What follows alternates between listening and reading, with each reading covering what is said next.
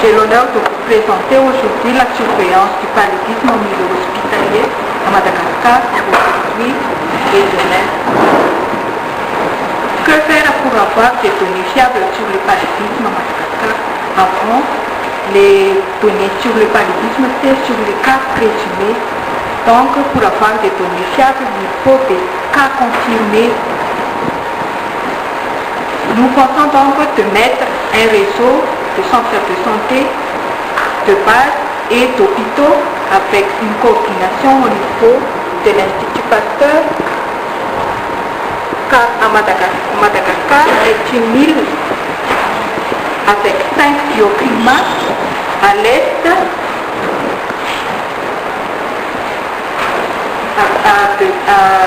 à l'est équatorial, à l'ouest faciès tropical, sud subaride, le haut marge plateau et de montagne. Plus de 21 millions d'habitants actuellement, la densité moyenne est de 35,2 habitants par kilomètre carré avec une large fourchette, plus rare en milieu rural. Plus de 70% de la population est en milieu rural. Pour le système de santé, un médecin pour 2000 habitants, répartis sur 1896 centres de santé de base et 137 centres hospitaliers. Notre premier réseau, c'est le réseau d'études de la résistance créé en 1999. Nous avons procédé donc à la formation des agents de santé, des techniciens pour qu'ils puissent faire la recherche des hématozoaires par la microscopie et nous faisons des collectes d'isolat, des accès simples permettant d'étudier le phénotype et le génotype des choses plasmodiales. Et en faisant des missions transversales, nous évaluons donc l'efficacité thérapeutique des médicaments utilisés par le programme national de lutte contre le paludisme. Voici quelques résultats des activités de ce réseau d'études de la résistance. Si en Afrique on avait noté des échecs thérapeutiques pour la sulfatoxine pyrimétamine, chez nous en 2003, ce médicament est encore efficace pour le traitement d'un accès palustre simple.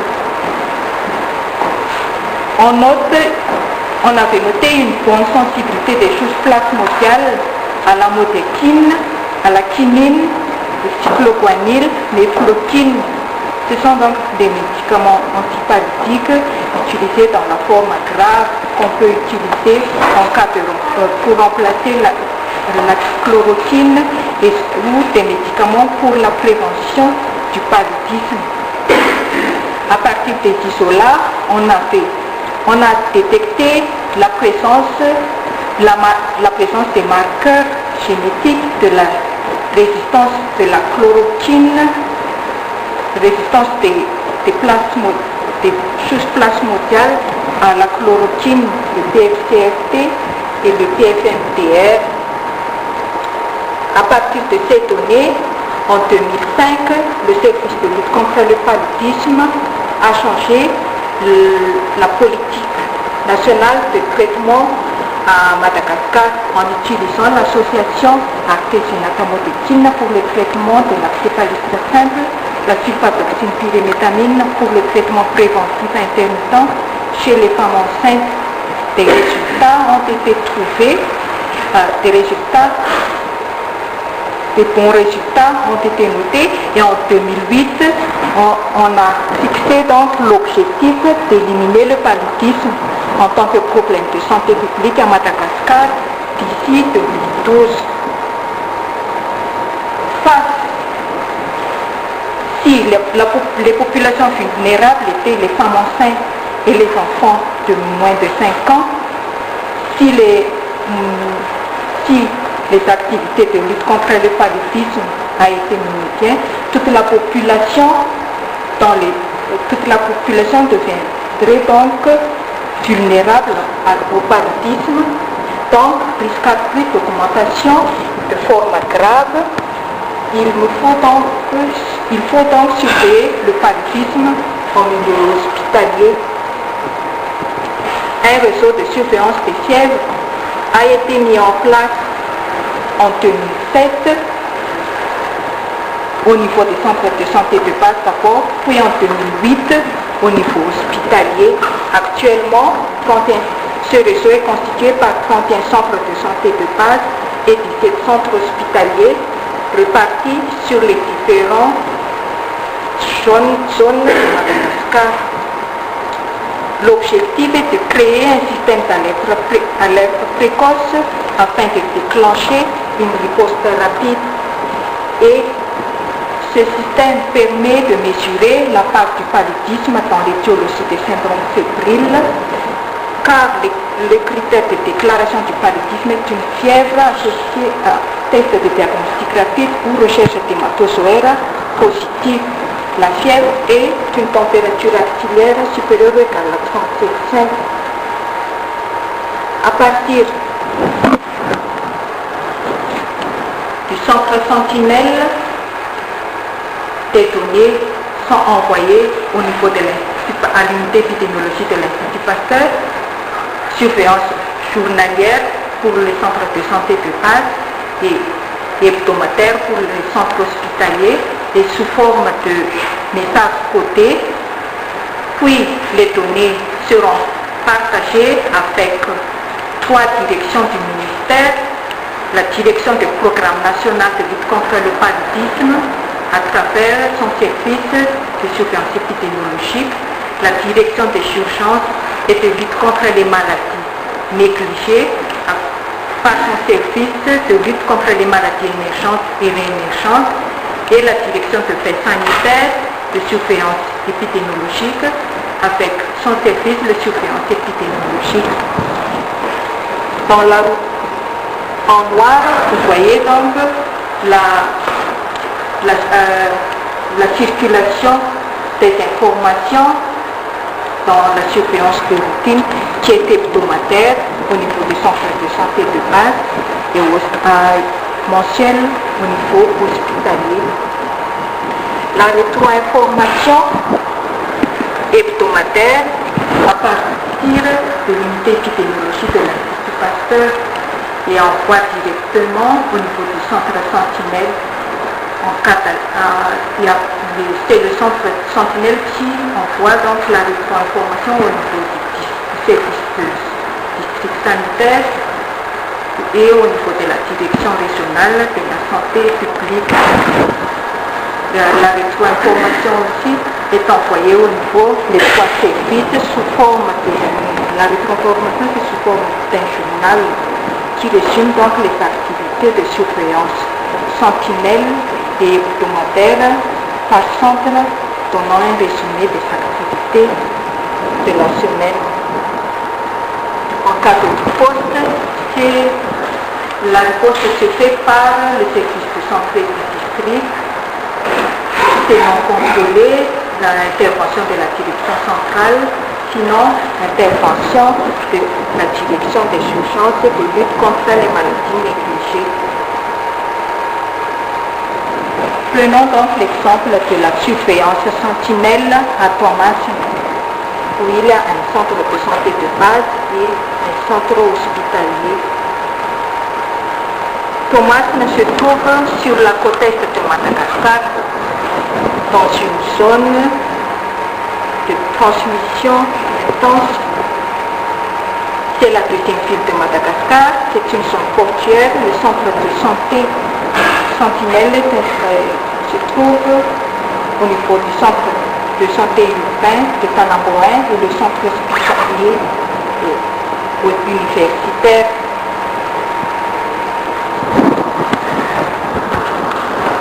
La performance du système de surveillance, 74,9% des données sont reçues dans la journée, en fin de journée ou aux premières heures de la journée suivante. Pour les centres de santé de base et au niveau hospitalier, c'est 65,6%. Il faut donc relancer le responsable pour qu'il envoie des données et nous arrivons à avoir la complétude de données à plus de 90%. Au niveau du centre de santé de base, le paludisme qui est en rouge représente 20,8% des syndromes fébriles. Et au niveau hospitalier, il représente 34,2% des admis à l'hôpital pour un syndrome fébrile. Nous étudions donc ces différentes situations au niveau du centre de santé de base de Thomas. Sur 114 consultations externes, 34,2% sont des syndromes fébriles pour les enfants moins de 5 ans. L'utilisation du TDR est faible, 74,4%.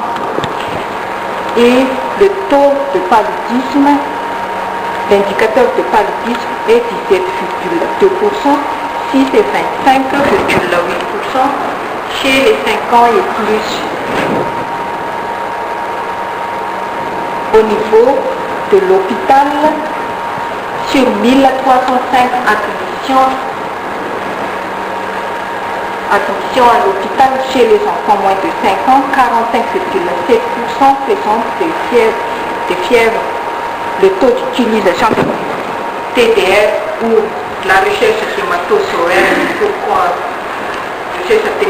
par la microscopie est à 99,5%. Le paludisme est confirmé à 22,8% chez les enfants moins de 5 ans et chez les 5 ans et plus, c'est 44,9%.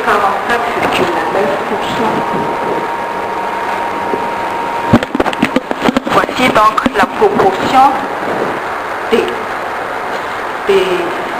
accès palustres graves qu'on a trouvé à Thomas en 2010, 22,7%, accès grave 12,8%, en accès simple. Le test, la comparaison de ces deux pourcentages ne montre pas de différence significative et nous avons trouvé donc des données de résultats du réseau d'études de résistance en 2006. On a une situation de 12,6% et 6,2%, c'est-à-dire que plus de proportion d'accès grave que d'accès simple, mais ceci aussi est non significatif.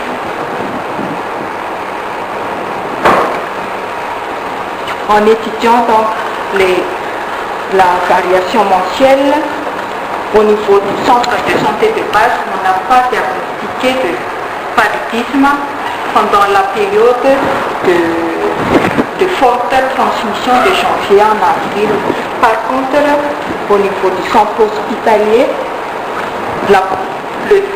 l'indicateur du paludisme est plus de 20% des cas de fièvre.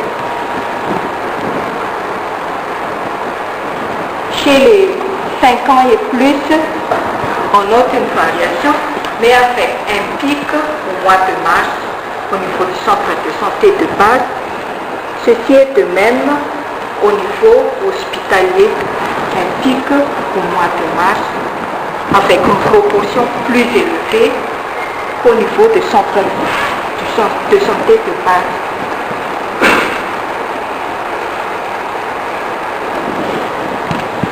En comparant les deux proportions, on trouve qu'on note une différence significative, c'est-à-dire qu'on note 2 fois plus d'accès palustres graves chez les enfants, chez les sujets de 5 ans et plus, et ceci est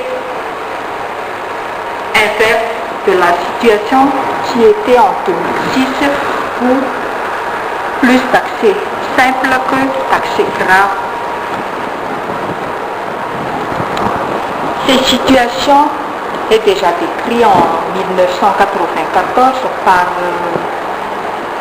Jean-François Cap et Christophe Rougier sur la variation de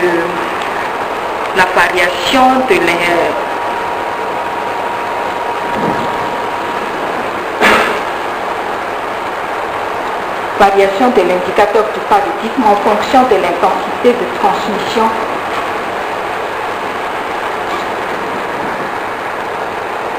Et un autre article en 2002 a décrit que lorsque, après la diminution de la transmission du paludisme dans une zone d'endémie, on note plus de formes sévères que de formes simples. Voilà, donc nous avons un système de surveillance du paludisme qui est fonctionnel.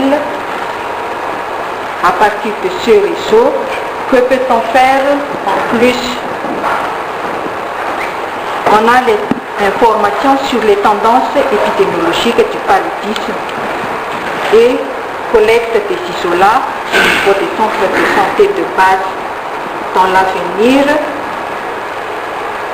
nous aimerions améliorer, donc nous aimerions avoir nous aimerions connaître l'origine géographique des malades, parce qu'à l'hôpital, c'est un hôpital de référence, donc peut-être que ce n'est pas seulement au niveau urbain, mais peut-être rural ou autre région, autre district de Thomas.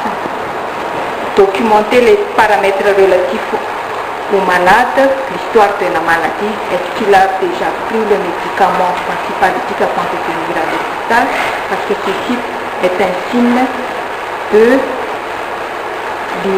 perte de l'efficacité thérapeutique du médicament utilisé.